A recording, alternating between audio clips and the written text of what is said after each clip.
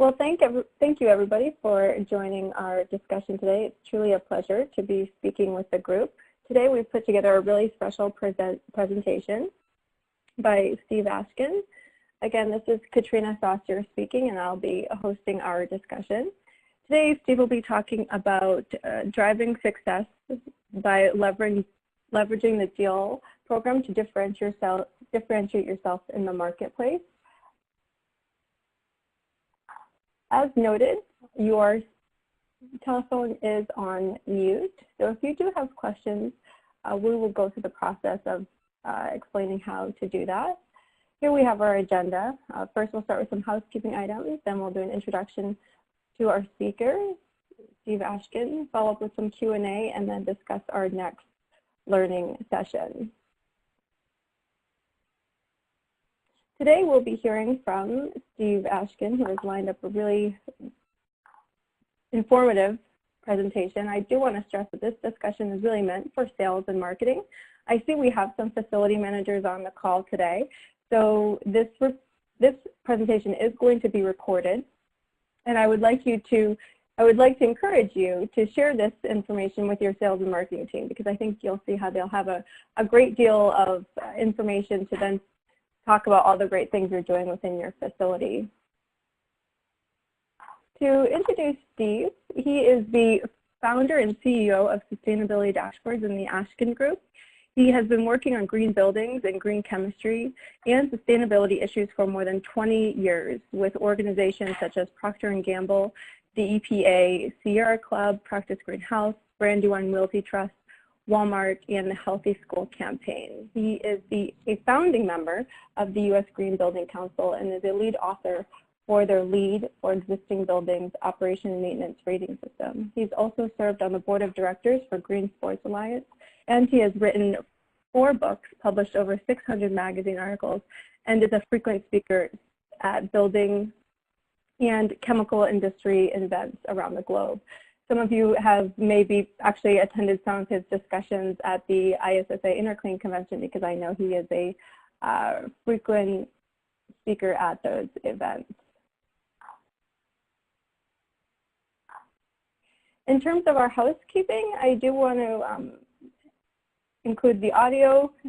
Unfortunately, if you can't hear me, this doesn't help, but if you're looking at the screen, you can now log in, no problem. Also, I do want to go through the logistics of the process for submitting questions. At the bottom of your screen, you will see an option that provides the leader and assistant option.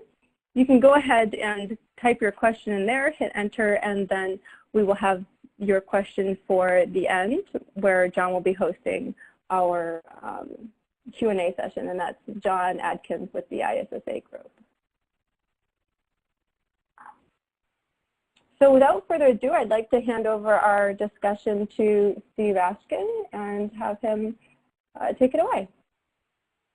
Thanks, Katrina, and also thanks to John and the rest of the ISSA staff for organizing this event. And my thanks to all of you that are on the phone today.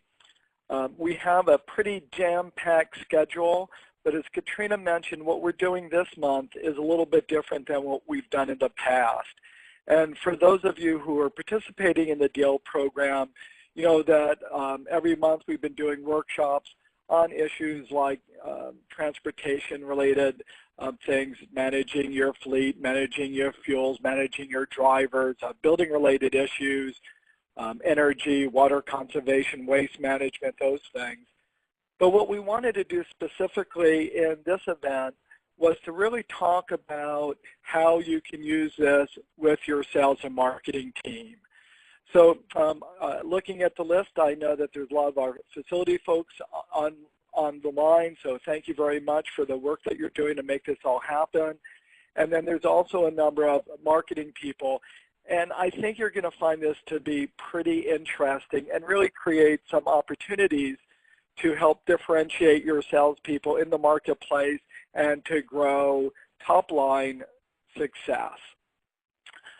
There are also some new folks. ISSA invited those not yet participating in the program. So I'm expecting at the end for there to be a lot of good questions. So as Katrina mentioned, please submit your questions so we can make this time absolutely as valuable for you as possible. So let's go ahead and get started. As you can see from the agenda, and again, please understand you facility folks because you're pretty familiar with the program, but I want to introduce the program to our marketing and sales folks so that they get a real sense of what you've been working on and, you know, provide background on the DEAL program itself.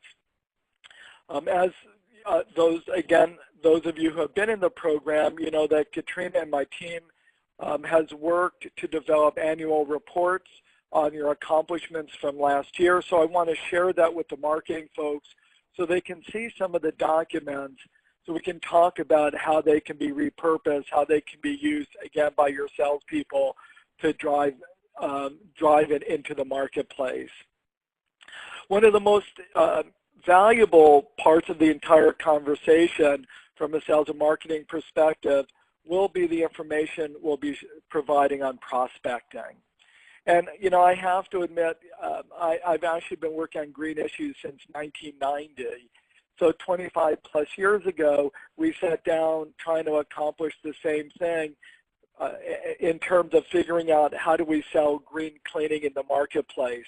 How do we identify who the early adopters are? I mean, why waste time trying to sell something to someone who doesn't want it?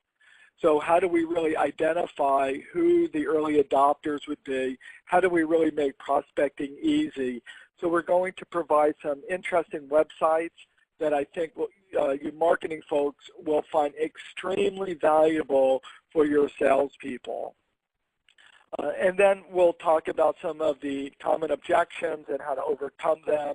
And by that time, I hope we have lots of questions so that we really can, again, provide real good value for you.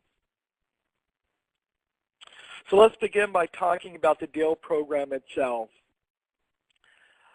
DEAL is an acronym that stands for the Distributor Efficiency, Analytics, and Learning Program, DEAL. It really is a comprehensive program that not only looks at a number of ways to help warehouse distributors drive efficiencies in their operations. So this is not looking at top line. It really is a program looking at how do we just operate more efficiently? How do we reduce the amount of energy, reduce the amount of waste, reduce the amount of water, reduce the amount of fuels, those kind of things to really be more efficient. And frankly, beyond just reporting and tracking those things, the program really is set up to make it easy for our participants, for you guys, to be able to drive results, so to capture those savings, and of course to report on it. And we have an awards program and all kinds of interesting stuff. But it really is a comprehensive program designed to help you be more successful. The information that we use to build the programs are partners with folks like EPA's Energy Star and SmartWay Transportation Programs, along with a number of industry experts that have brought some real robust information to these issues, whether we're talking about transportation issues, driver training, alternative fuels, those kind of things, as well as energy, building components, no and low cost energy solutions. So really specific, focused information to help really drive things in a way that really meets industry guidelines. And I mention this because I don't want you to think we just sort of made this stuff up.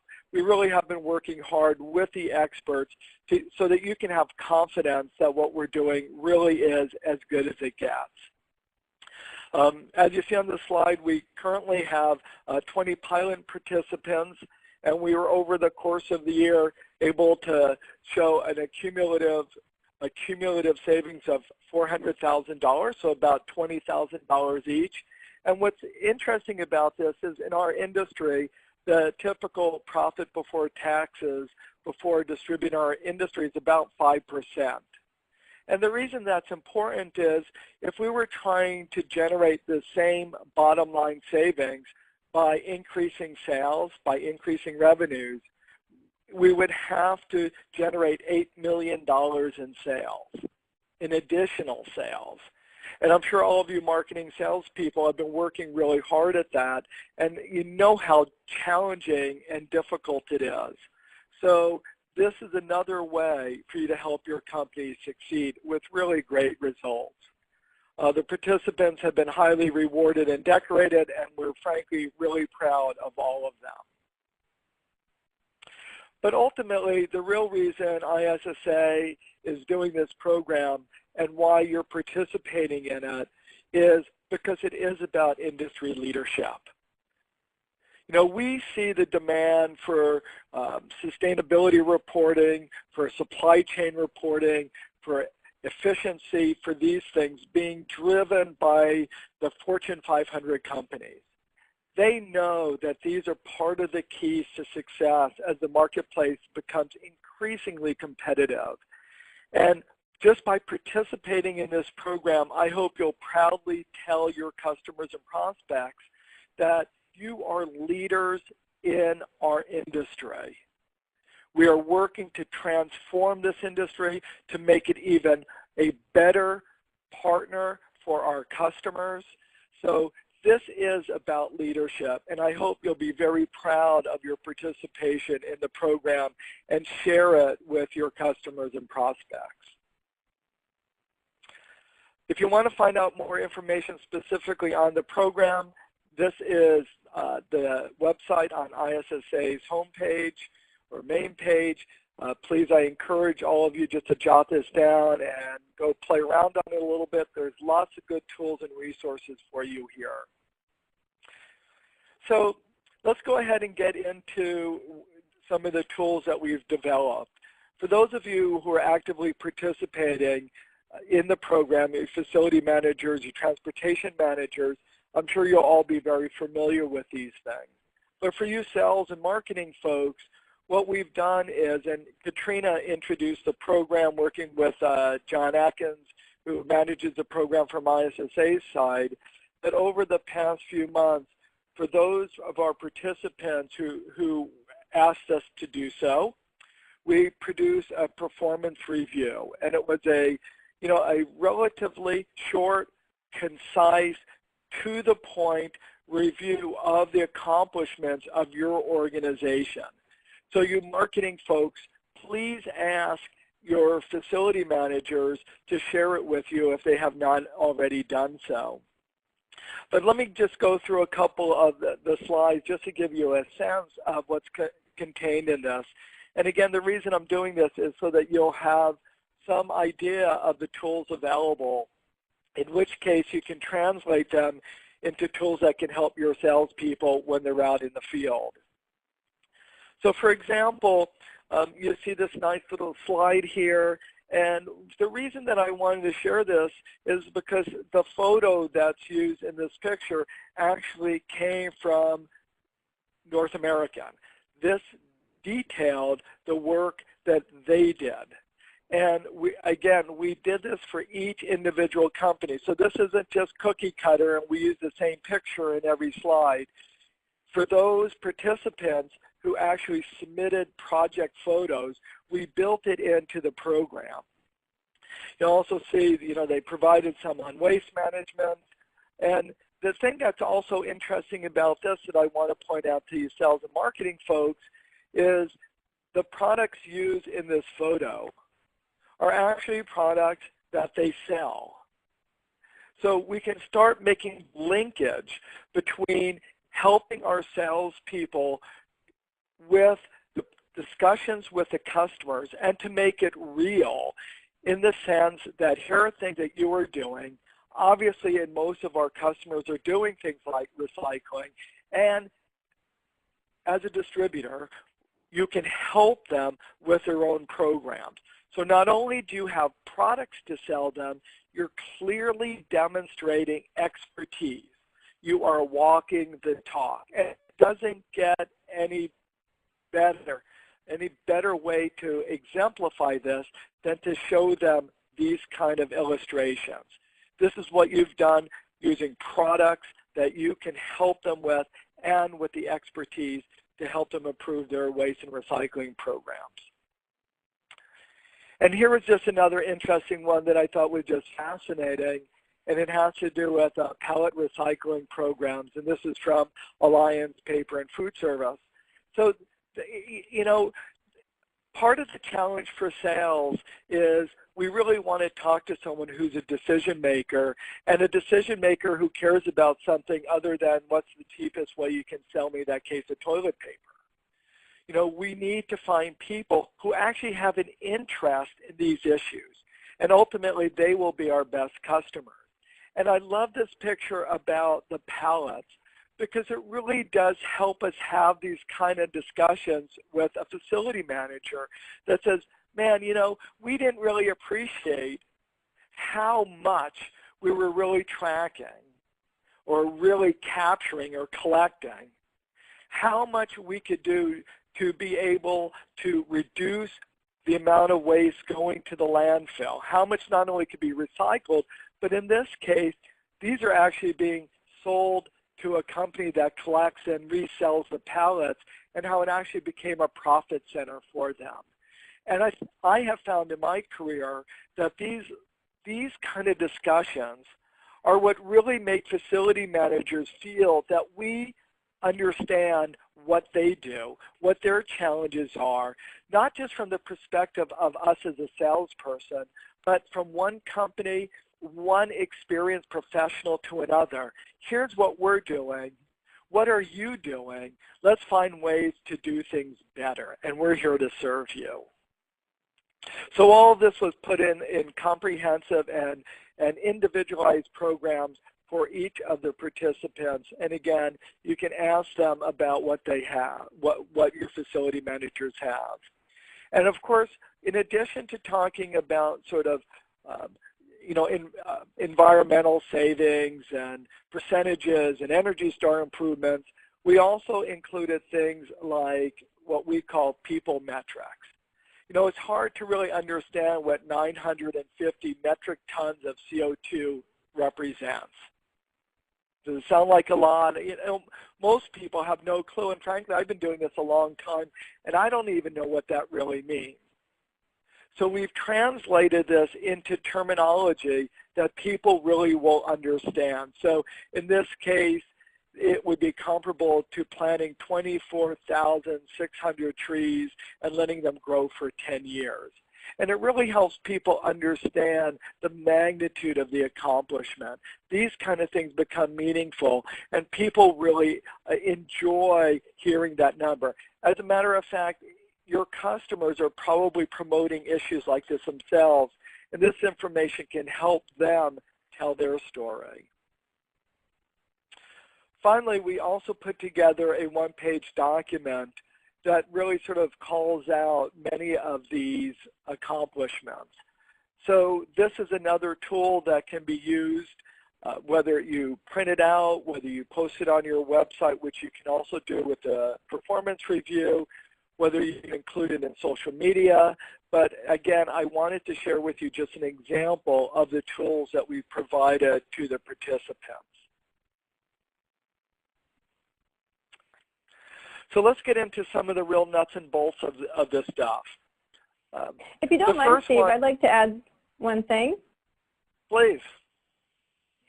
So going back to the annual performance review information, as you see, there's very clean and concise terminology, and we intentionally use that verbiage so that these can be sound bites that you can easily post in Twitter and on LinkedIn. And as you know, both of those platforms really facilitate using pictures and short phrases in terms of your performance. So there's a lot of taglines that you can use to share this information, like, did you know North American did this? Or fun fact about North American. And you can literally have 15 to 16 sound bites, you know, nice, concise phrases about your facility's performance that you can share throughout the week, throughout the month, and it just provides some really rich content that your team can share that's beyond the newest toilet paper that has come out or about, you know, products. It really helps you change the conversation a bit. Please go ahead, Thank you, Katrina. No, thank you for sharing that. I appreciate it. And any other thoughts you have throughout the presentation, please feel free to jump in, as we really do want to make this as helpful to the audience as possible. We will be talking about sort of the social media stuff briefly towards the end, but one of my comments to you marketing people that I want to challenge you a little bit. I suspect that all of you, or at least most of you, have set up LinkedIn pages for your companies.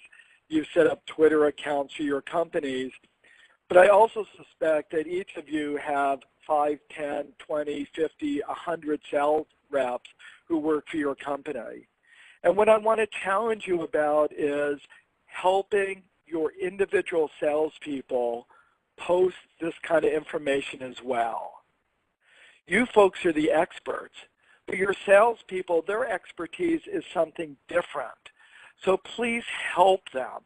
So provide these sound bites, as Katrina called them, to your sales reps. And think about how that multiplies your message in the marketplace. So it's not just coming from you, but if all 20 of your salespeople are also posting the same thing, then the opportunity to get sort of visibility for your company is significantly increased. So hopefully this kind of information will provide you with the information to help your salespeople do this.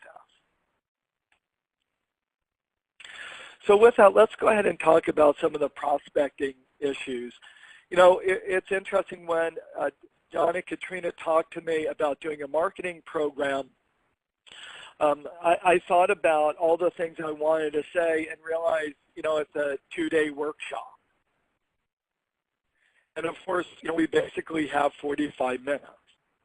So I thought about, well, what probably are the most important things I wanted to talk to you about? And at the end of the day, let's face it, it's about selling. You know, if we don't change what our customers are buying, then we really haven't. So we really wanted to spend some time giving you some insights where you can help coach your salespeople to identify who, in this case, we might define as the early adopters, people who would be interested and sensitive and positive about your participation in the deal program. Also, with saying all of this, let's face it, at every customer, there's two ways to approach them, or two, you know, doors to get through. One is dealing with a purchasing agent who I think we all recognize generally only cares about price. I hate to say this, but in many cases, they don't care that you're in the deal program. They don't care what you're doing to be more efficient. They don't care if you're in the Energy Star program. They only care about saving a penny a case on that case of toilet paper they're buying. So what we really want to think about, frankly, is people who do care. And so we begin by thinking about what organizations have already demonstrated an interest in green buildings, in sustainability, in efficiency, in supply chain, in these kind of initiatives. They are out there, and we want to make it easy for you to identify them. So instead of just dealing with a purchasing person, to be able to start networking and having conversations with people who really care about this information. So with that, we're going to look at a number of different programs. You see we're benchmarking transparency policies and mandates. There's actually, in many states and local municipalities, there's requirements for energy reporting. So just being aware of that and identifying who's participating in it, again, is an easy way to identify prospects. And you can see the rest. And I hope you all like my picture sort of the door-to-door salesperson, probably from the 1950s. And, you know, what I'm really trying to say with all of this is the day when most of us are walking up and down the street, knocking on doors, you know, with our sample bag, for most of us, we find that to be incredibly inefficient. So these tools are helping us cut through some of that. So we're spending more time calling on and knocking on the doors of people who care rather than the one that just happens to be the next one down the street. So with that, let me begin by what I think is probably the single best website for you to look at. And you marketing people, please write this down. Okay, www.gbig.org, Green Building Information Gateway. And what is so cool about this website is it's not specific to any single resource. And in a few minutes, I'll show you the USGBC's, US Green Building Council's LEED project website, so you can look for LEED projects. This particular website looks at everything. So you can go into it, and you can even sort it not only by your state, you can sort it by cities. So for individual salespeople in your company, you can spend 5 minutes, literally 5 minutes, identifying in their specific area where they sell, where there are companies, businesses, prospects who have demonstrated that they're into these issues. They're into it because otherwise they wouldn't have bothered getting LEED certified or Energy Star certified or what have you. This is a great website. And when you go there, please consider signing up your own company. Take credit for being involved in the DEAL program. So it's an easy way for you to sign up as well. Some of the other programs in there, as I mentioned just a minute ago, is this is the website for you to do the same thing specific to LEED projects. I know it's a little bit difficult to read this, but on this particular page, in the green rectangular box that you see there, it gives you the opportunity, I'm sorry, forgive me, it's the gray box below the green one, forgive me, but there you can search either by state or by project or what have you. So this, again, gives you the opportunity not just to download the 60,000 LEED projects around the globe, but instead, I'm speaking at an event next month that's hosted by AFLINC, and AFLINC's based in Alabama. So I went in and I put in the state of Alabama, and this thing came up with 260, I think, projects in the state of Alabama. So again, it helps from a sales and marketing perspective to really be able to specifically identify just those buildings that are in one of your salespeople's territory. And here's part of the list, as I mentioned, from the LEED projects, specific in the state of Alabama. Another one is Energy Star.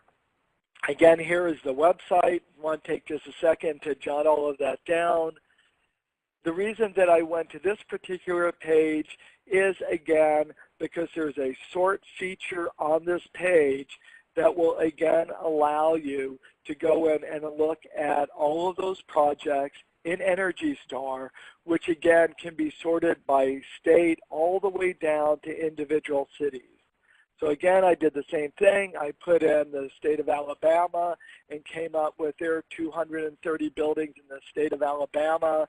And this one, they sort of graphed it out so you can look at it. There's a pretty map there with all these little bubbles on it, and you can see where they're located. Again, to make it easy for your sales reps to be able to contact these facility managers, to talk to them about what they're doing, to talk to them about the DEAL program, to exchange ideas, and to have a conversation that's different than we're just having a special on toilet tissue this month or chemicals.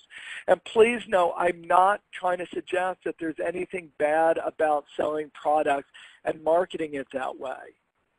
but we are trying to help you create a different dialogue than what every other competitor that you have, whether it's a distributor down the street, whether it's the local Sam's Club, whether it's the Home Depot, whether it's Amazon. We need to have a different discussion, and that's what it's intended to do. And to your point, Steve, just imagine, once you find an individual through GBIG that is interested in this stuff, when you send them an email and you attach that really neat environmental infographic about what your facility is doing to improve your environmental stewardship, how that email will resonate with the potential client and truly stand out, as opposed to talking about simply your products. And remember, as I said at the beginning, this is about industry leadership. You are doing something really fantastic in our industry. You really do stand out, and be proud in that email to tell them about this outstanding new program. And frankly, if they care about these issues as well, which obviously all of these people are into these issues because that's why they registered their buildings, and their companies paid a lot of money to participate in these programs. So if they are into this stuff, we are really asking them to help us drive this into our industry and to reward companies that really are making similar investments and doing the right thing. So I think there really is a great way to resonate with them that, we're sort of in this together, we're leaders. Certainly everyone wants to deal with the best. They want to deal with the leaders. And again, these tools and this targeted stuff can help you be able to message that to them. Okay, here's another one. The Global Real Estate Benchmarking Survey, GRESS.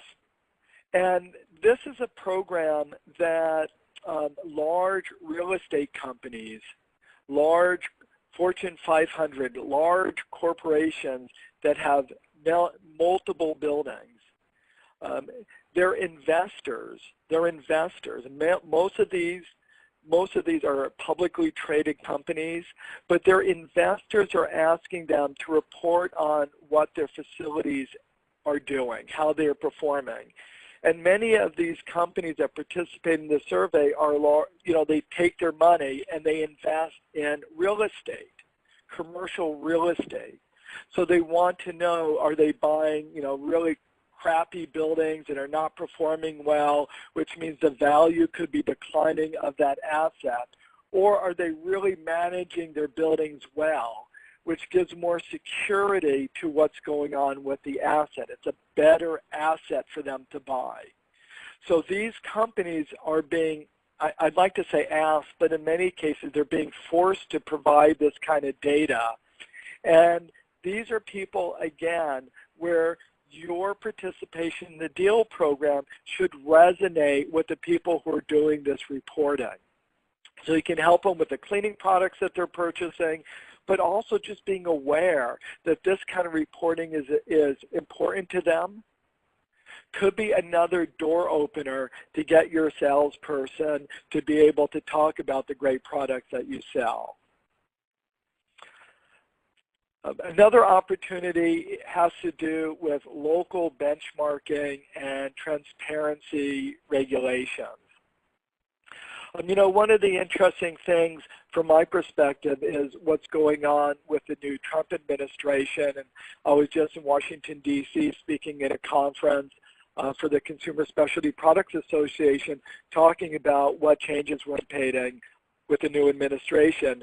And basically, regardless of what happens with US EPA, at the state and local levels, we see so much demand, so much momentum, that these folks are being forced to provide information on the performance of their building. And oh, by the way, if you folks have buildings in these areas, you too typically are required to provide reporting. So not only did participating in the DEAL program make it easy for you to provide that information, for again, having your salespeople be able to have a discussion with a facility manager beyond, what's new, what deal or what sale are you having today, to talk about the facility-related stuff and use that to leverage the opportunity to stand out among the crowd. Another thing that I think we often just don't rely upon enough when we're, when we're prospecting is simply using search engines. Before we literally were going door to door. We would knock on doors and spend incredible amounts of time, knocking on doors. Well, I guess, in the 21st century, this in some respects is knocking on doors. To spend a few minutes doing internet searches. So, I typed in, sustainability reports, Alabama. I went in there and I adjusted sort of the time, right? I think if you're familiar with the Google search engine, you can actually adjust it for any time or this month or this week or this year, what have you. So I went ahead and because I wanted to do things or look at things that are reasonably new. Because if I found something in here that some company in my sales territory just posted their new sustainability report or posted some award that they received, some Earth Day event that they had, that seems like a great opportunity for me to send them a note congratulating them, attaching some of the information that you have, talking about your leadership position in the industry, and seeing if you can go in and share some discussion points about what they're doing, what you're doing, and how you may be able to help them. But I think Google really is just spending some time searching. And for those of you from the marketing side, the fact is many salespeople aren't going to do this stuff. For whatever reason, this is not what they do. So, but it's easy. I want to encourage you to please take the time and develop these customized prospecting lists for individual territories within your geography. I think it can be a real help for the salespeople, and you can put together a little kit for them with the infographics and some of these other things to help them get started. Another one that I found that was interesting is this thing called CSR Wire. And frankly, I ran across this when I was doing my search. And CSR Wire is for corporate social responsibility.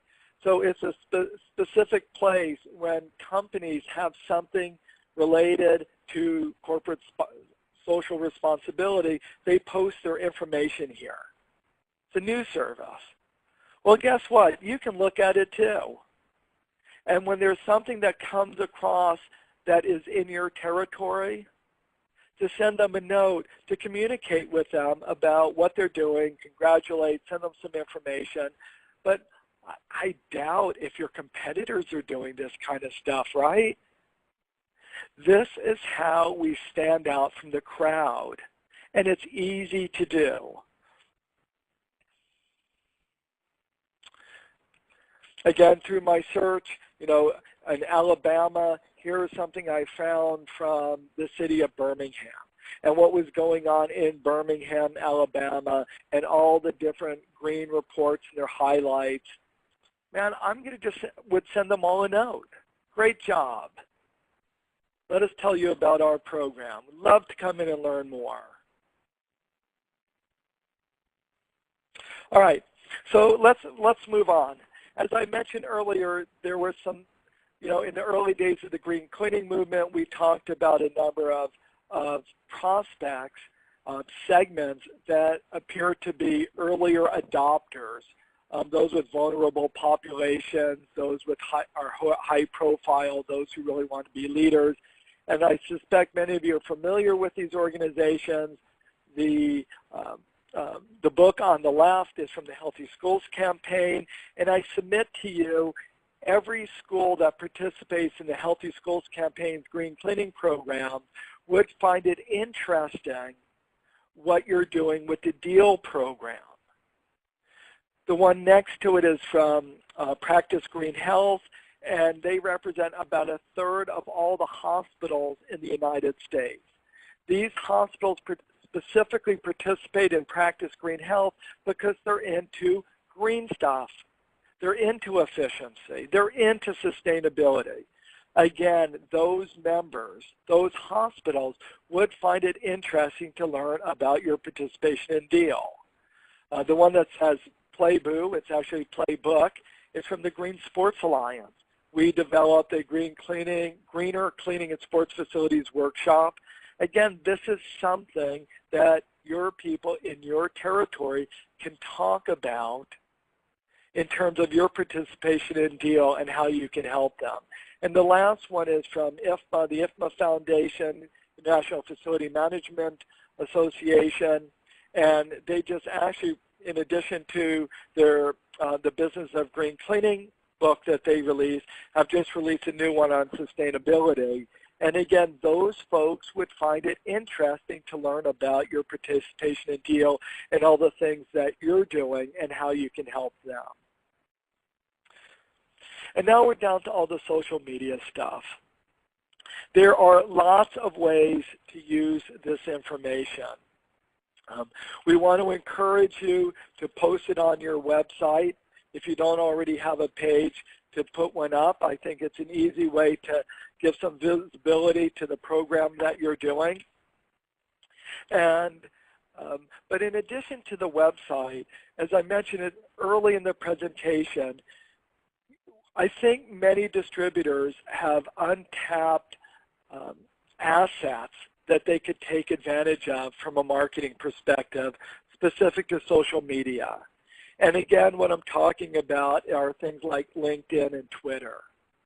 So to really help your salespeople multiply your message by providing them either with the information itself or teaching them how they can retweet, how they can like, how they can do other things with their social media pages. I also want to tell you, because I don't know if your LinkedIn page is like mine, but some of these things, some of these opportunities, what I believe is you should post them multiple times. That if we post it once, there's so much information now that's already being placed on LinkedIn that sometimes it gets lost in sort of the stream of consciousness from all the different organizations that you may be connected with and things that you're posting. So if you post a lot, some of these are, in my opinion, are okay to submit to them or to post on multiple occasions.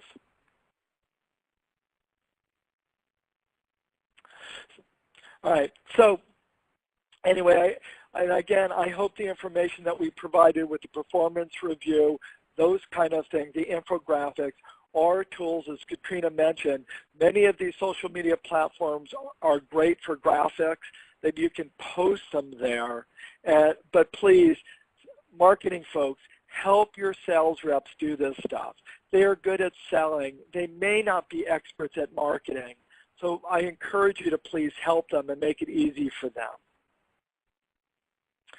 So in the last few minutes before we take some questions, I just want to talk about some common objections and then how to overcome them. So I begin this by, I'm hoping to share a beer with all of you. I hope I get a big thumbs up from everyone. But the real reason that I put this slide in there is because often I find when I talk about these issues is there really is sort of this tension in some respect, even about what we call this program. So for example, this is the ISSA DEAL program. It's a program focused on efficiency. We did not call it the sustainability program. And we did that because we wanted to avoid the politics. And the reason I have this beer here is because my message to all of you as sales and marketing people is we want to speak the language of the customer. So if we go to Mexico, we're not going to order a beer, we're going to order a cerveza. Right? We want to speak their language. And I specifically mentioned that because if you're dealing in geographies where people really think, you see at the bottom of this, you know, sustainability is a communist plot or climate change is a hoax, don't argue with them. There's no need to argue with them. We can talk about efficiency. We can talk about some of these other issues. So if they're into sustainability, if they're into green buildings, speak the language of the customer, right? We're not there to argue politics. We are there to help them. And I submit to you that we share these values. Everyone wants to be more efficient. So with that, let me just go through some of these things. I know you're reading them on the screen, but you know, if you're dealing with a purchaser, I hate to say it, you got a problem, and you know it. They only care about how cheap stuff is. So we need to be able to identify who the real decision makers are and who really cares about this stuff. Some of the other things is, you know, when they try to tell me that, oh, every distributor is the same, you're going to hear complaints like that. You know, someone who's going to say, we don't care about efficiency and sustainability. They don't care. They don't care about their suppliers. There are reasons that they need to care. And let me just go through some of those pretty quickly. So the main thing that I want to stress with you, and sort of the mindset or the approach that I found most successful, is it really is a matter of being more efficient. Because being more efficient helps in many respects reduce risk. That's what it is. You know, business is tough. Our customers have worked hard to find reliable suppliers so that they know when materials will arrive on time, orders are complete, there won't be billing problems. Their custodians, whether in-house or outsourced, will get what they want. The bathroom will always have paper products. They've worked really hard to make that work, to build those relationships. And the last thing they want to have happen is for that customer, that distributor, that supplier to go out of business. Reducing risk, managing those expenses helps ensure that that relationship will last for a long time. And it is important to them because there's a huge cost for a company to have to change suppliers.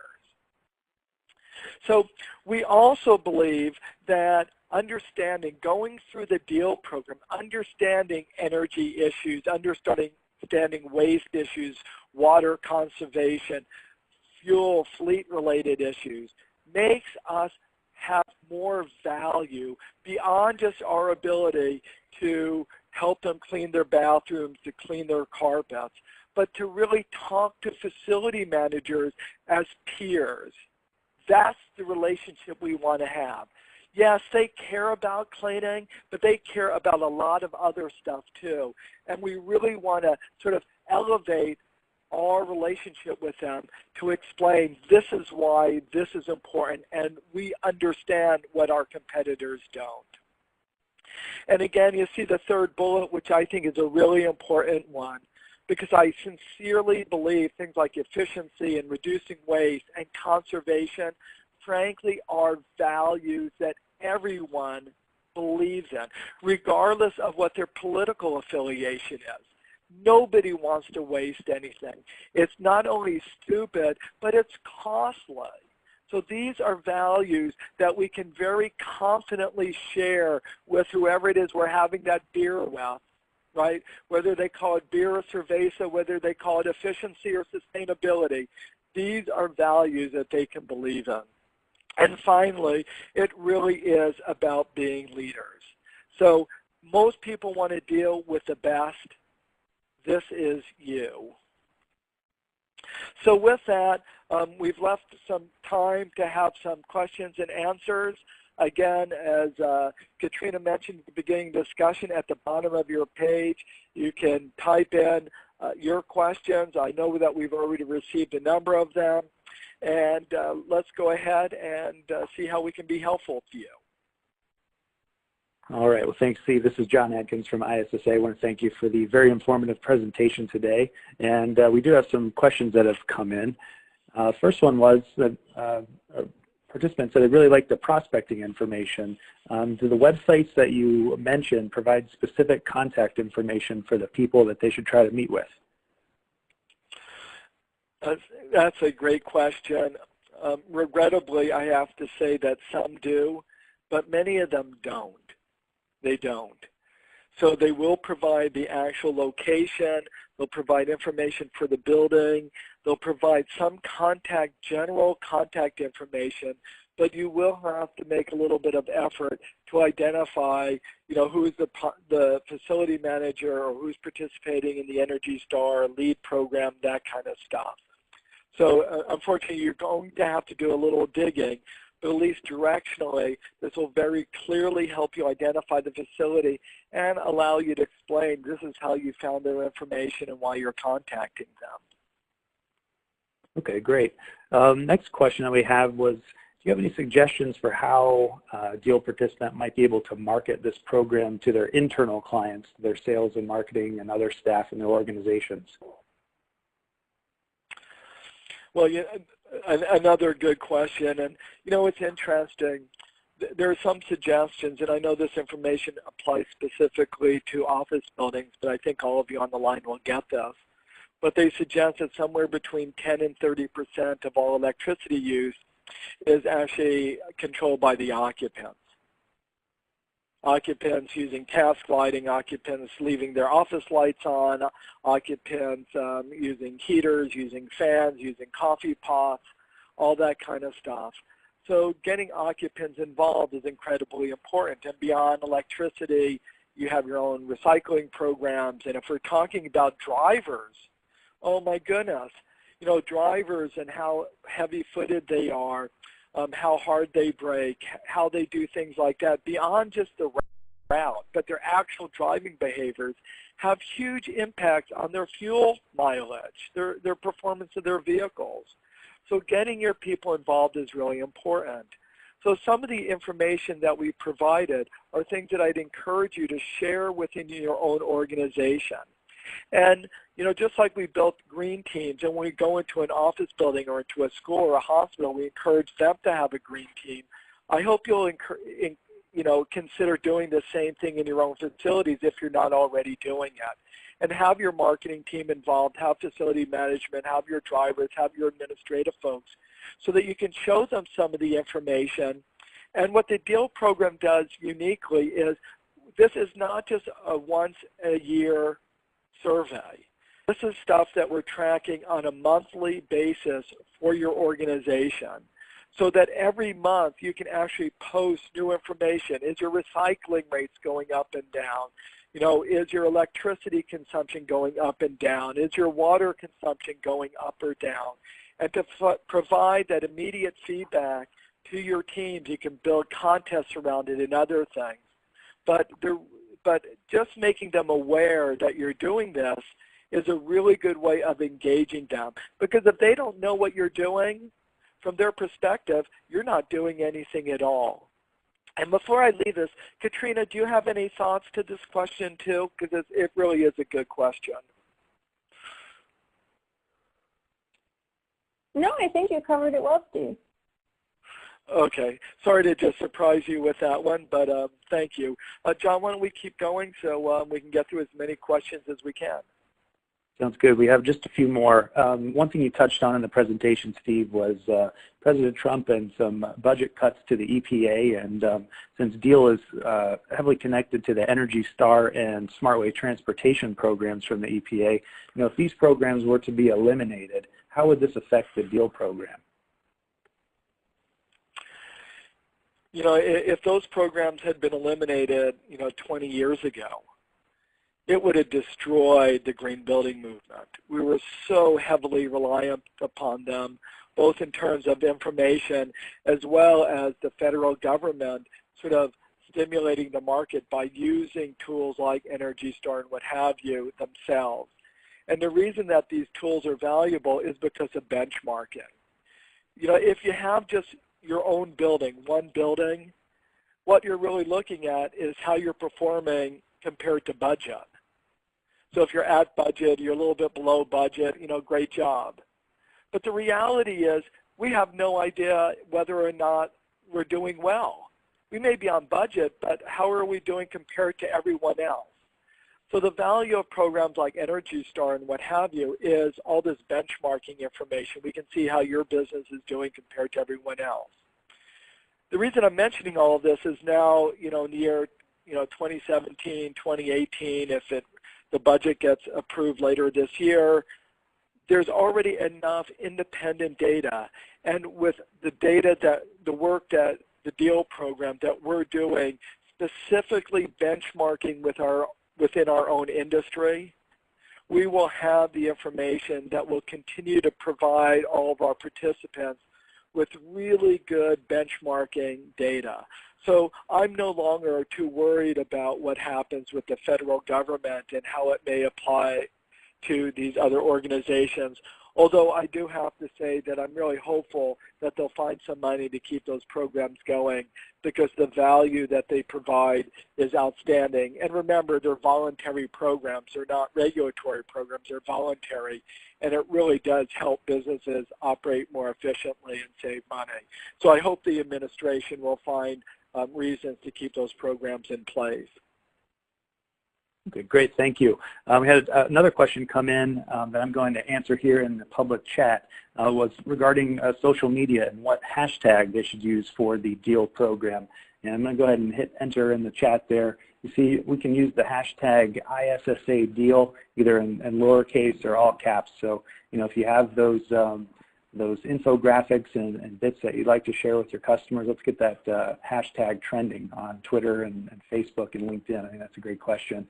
And Steve, I have one more question for you before we sign off here. We had one participant who's actually not currently participating in the DEAL program but would like to. How would you recommend they get started? Let's see here. There we go. Please feel free to contact me, contact Katrina. You see both of our contact information on this slide, and I believe, if not mistaken, or they can contact John Atkins from ISSA, and if I'm not mistaken, what is it, Jonathan? What's your email address, John? I apologize. No problem. It's Jonathan, Jonathan at ISSA.com, and I will enter that and my phone number in the chat as well for everyone. Yeah, so, just get in touch with us. We are enrolling new participants. We are rolling out the program. Again, we have monthly educational sessions, which we do to make it easy for you guys to actually get stuff done. I have to tell you that we have no magic wand. I wish I could just wave it over you and you'd save $20,000, $50,000 this year by magic. The reality is, as you know, it just doesn't work that way. But we are making it easy by providing information in addition to the 1-hour chat like we're having today with all kinds of great experts on a number of different subjects. We also provide other tools and what have you. So it basically will require about 2 hours a month of your time, an hour for the webinar, maybe another hour.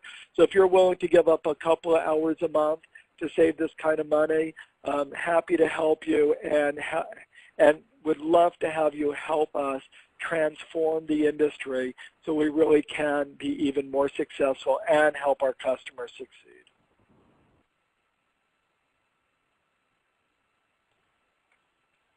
Great. Well, thank you so much, Steve, for that information. It was extremely valuable. I actually learned a couple new resources that I can use. I do want to give everybody the heads up about our next learning session. This actually was based on feedback that I received from our annual performance reviews. Quite a few people who wanted to learn more about alternative fuels and what kind of vehicles are options for them in their area. So we've actually connected with the senior manager over at Penske Truck Leasing. He's an expert when it comes to alternative fuels, and we'll be having that discussion on June 29th at 1 p.m. Eastern. So I will be following up with everybody with both a link to a recording to this session as well as a PDF of these slides, as well as the meeting invitation for this upcoming learning session. So it was a pleasure speaking with all of you today. I hope you learned a great deal, and have a great rest of your day. Take care now. Bye-bye.